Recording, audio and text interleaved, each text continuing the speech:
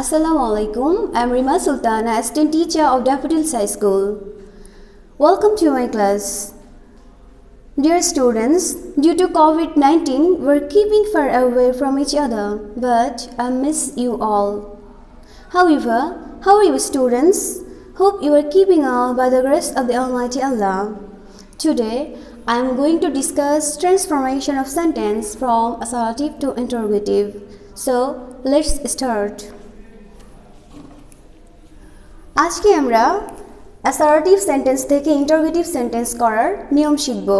তার আগে চলো তোমাদের আবারও মনে করিয়ে দিই অ্যাসার্টিভ সেন্টেন্স কাকে বলে, ইন্টারোগেটিভ সেন্টেন্স কাকে বলে।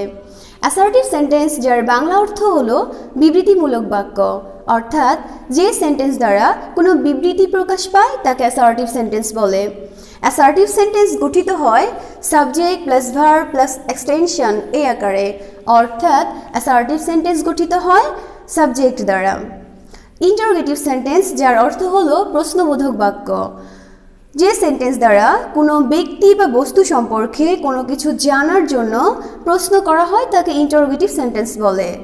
ইন্টারোগেটিভ সেন্টেন্স দুইভাবে গঠিত হয়, যেমন auxiliary verb plus subject plus extension plus question mark এই আকারে, অথবা ডব্লিউ যুক্ত word auxiliary verb subject plus extension plus question mark এই আকারে, অর্থাৎ ইন্টারোগেটিভ সেন্টেন্স গঠিত হয় ডব্লিউ যুক্ত ওয়ার্ড দ্বারা অথবা অক্সিলারি ভার্ব দ্বারা। এবার চলো জেনে নেওয়া যাক আমরা কিভাবে অ্যাসার্টিভ সেন্টেন্স থেকে ইন্টারোগেটিভ সেন্টেন্স তৈরি করব। স্টুডেন্ট, অ্যাসার্টিভ থেকে ইন্টারোগেটিভ সেন্টেন্স তৈরি করার ক্ষেত্রে তোমাদের অবশ্যই মনে রাখতে হবে অ্যাসার্টিভ সেন্টেন্স যদি হয় অ্যাফার্মেটিভ তাহলে আমরা নেগেটিভ ইন্টারোগেটিভ সেন্টেন্স তৈরি করব। আবার অ্যাসার্টিভ সেন্টেন্সটি যদি হয় নেগেটিভ তাহলে অ্যাফার্মেটিভ ইন্টারোগেটিভ সেন্টেন্স তৈরি করব। অ্যাসার্টিভ সেন্টেন্স থেকে ইন্টারোগেটিভ সেন্টেন্স তৈরি করার ক্ষেত্রে আমাকে প্রথমেই দেখতে হবে অ্যাসার্টিভ সেন্টেন্সের মাঝে কোনো অক্সিলারি ভার্ব আছে কিনা। যদি অ্যাসার্টিভ সেন্টেন্সের মাঝে কোনো অক্সিলারি ভার্ব থাকে তাহলে ইন্টারোগেটিভ করার ক্ষেত্রে আমরা ওই অক্সিলারি ভার্বটাকেই সেন্টেন্সের শুরুতে নিয়ে আসব। এরপর সেন্টেন্সটি বসবে ফাইনালি কোয়েশ্চেন মার্ক। বোর্ডে খেয়াল করো, you are listening to me.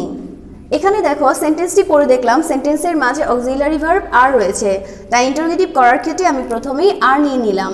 সেন্টেন্সটি ছিল অ্যাফার্মেটিভ, যেহেতু অ্যাফার্মেটিভ সেন্টেন্স হলে আমাদের করতে হয় নেগেটিভ ইন্টারোগেটিভ সেন্টেন্স, সেহেতু আমাকে নট যোগ করতে হবে। তাহলে আর এর সাথে নট দিয়ে দিলাম আরএন্ট, সেন্টেন্সটি বসাবো এবার aren't you listening to me এবং ফাইনালি কোয়েশ্চেন মার্ক।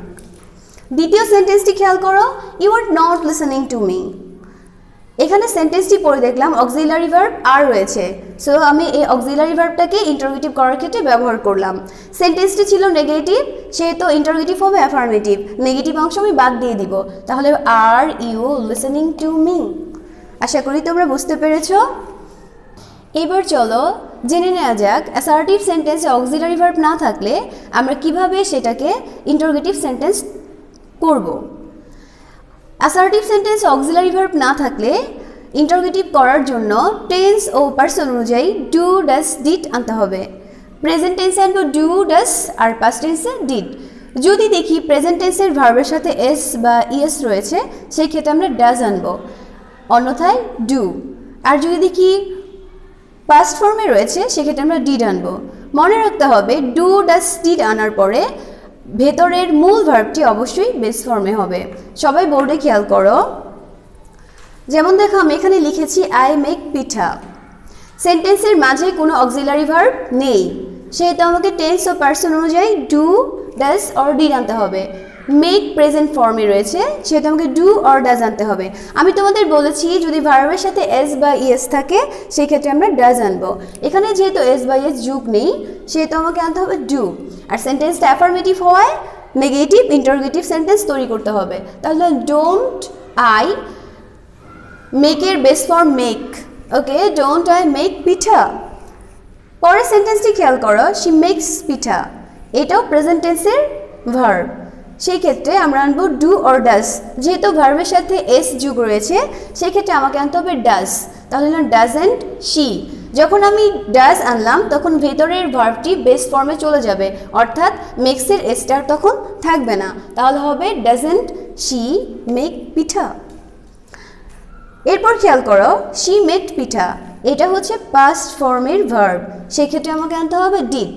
তাহলে ডিডেন্ট শি, ভেতরের ভার্বটি বেস ফর্মে আনলে হয়ে যাবে মেড, এর বেস ফর্ম হলো মেক, সেই তো মেক হয়ে যাবে, didn't she make pitha.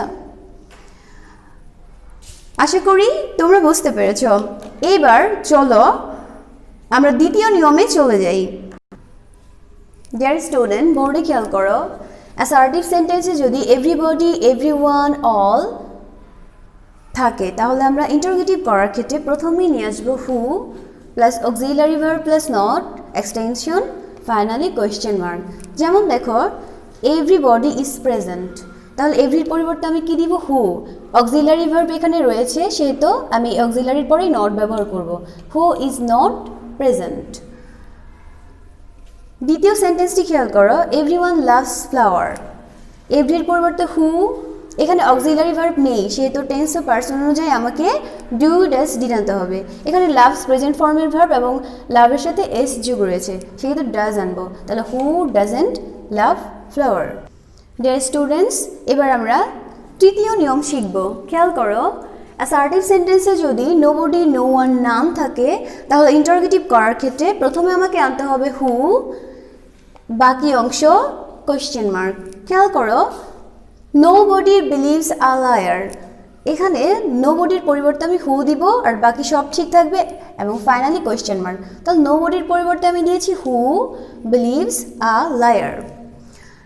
Naan can solve it, নানের পরিবর্তে who, who can solve it. Okay students, এখন আজকে আমরা যা শিখলাম সেই রুলসগুলোর উপর ভিত্তি করে তোমাদের কিছু এক্সারসাইজ দিব, তোমরা সবাই খাতায় তোলো। ডিয়ার স্টুডেন্টস, তোমাদের আজকের হোমওয়ার্ক হলো I got your letter, he has completed his graduation, everybody wants to be happy. আশা করি তোমরা আজকের রুলসের উপর ভিত্তি করে এই এক্সারসাইজগুলো সলভ করতে সক্ষম হবে। আজকের ক্লাস এ পর্যন্তই রাখছি। Dear learners, drug addiction is a major social evil of present times. Many people deny the harms of drug use, while many teens like you are curious about drugs. You should stay away from drugs because it affects our health, leads to academic failure, and jeopardizes safety. So, let's say no to drugs. Thank you.